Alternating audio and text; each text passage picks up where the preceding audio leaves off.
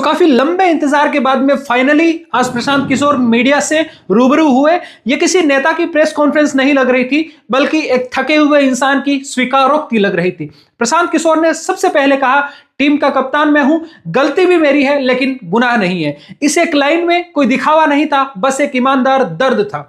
लेकिन इन सब के बाद में मीडिया को जो रवैया था वो काफी चुभ रहा था। सवाल ऐसे, टोन ऐसी जैसे प्रशांत किशोर ने कोई अपराध कर दिया हो, और यह दबाव पीके के चेहरे पर साफ दिख रहा था। यही मीडिया सत्ता में बैठे हुए नेताओं से सवाल पूछने से डरता है, लेकिन एक विकल्प की राजनीति करने वाले पीके जैसे साफ राजनीति की कोशिश करने वाले इंसान को सबसे पहले कटघरे में खड़ा कर देता है। प्रशांत किशोर ने बार बार 10,000 रुपए वाली स्कीम का जिक्र किया और उन्होंने संकेत दिया कि एनडीए की जीत किसी विकास मॉडल का नतीजा नहीं है, बल्कि डायरेक्ट कैश इन्फ्लुएंस का परिणाम है। और फिर प्रशांत किशोर ने सरकार को 6 महीनों की साफ चेतावनी भी दी कि अगर जिन लोगों को आज आपने 10-10 हजार रुपए दिए हैं, उन्हें वादा किए गए 2-2 लाख रुपए नहीं दिए गए, तो वो जनता के साथ मिलकर के संघर्ष करेंगे, सवाल करेंगे, आंदोलन करेंगे। मतलब अब वो विपक्ष की राजनीति करने के लिए भी तैयार है।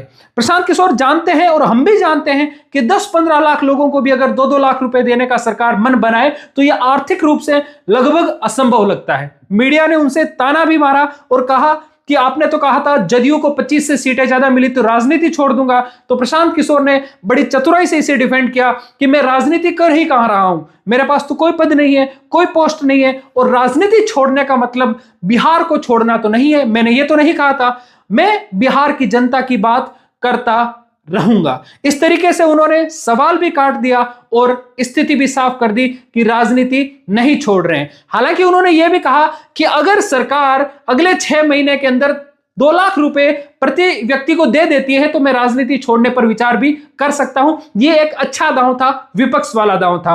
फिर साथ ही उन्होंने यह भी कहा कि 20 तारीख को एक प्रायश्चित का उपवास करेंगे और कहा इलेक्शन मोड खत्म हो गया है लेकिन इमोशनल मोड ऑन रहेगा। यह वाक्य सिर्फ राजनीतिक नहीं था, एक इंसानी जुड़ाव की कोशिश भी है। प्रशांत किशोर ने अन्य पार्टियों की तरह चुनाव आयोग पर भी सवाल उठाए। उन्होंने कहा कि हम इलेक्शन कमीशन से लड़ने की स्थिति में तो नहीं है, लेकिन विपक्ष को यह लड़ाई सुप्रीम कोर्ट तक लेकर जानी चाहिए। और फिर उन्होंने एक चौंकाने वाला उदाहरण दिया, मधुबनी की वह सीट जहां एक उम्मीदवार ने सिर्फ 10 दिन पहले चुनाव लड़ने का ऐलान किया और फिर 1,20,000 वोट लेकर के आ गया, जबकि उपेंद्र कुशवाहा की पार्टी के सिंबल को वहां कोई नहीं जानता।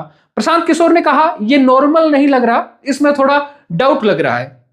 पूरी प्रेस कॉन्फ्रेंस को देखने में ऐसा लग रहा था कि प्रशांत किशोर हार मानने नहीं आए थे, वो एक नया नैरेटिव सेट करने आए थे। एक ऐसा नैरेटिव जहां सच्चाई, सहानुभूति और संघर्ष एक साथ खड़े।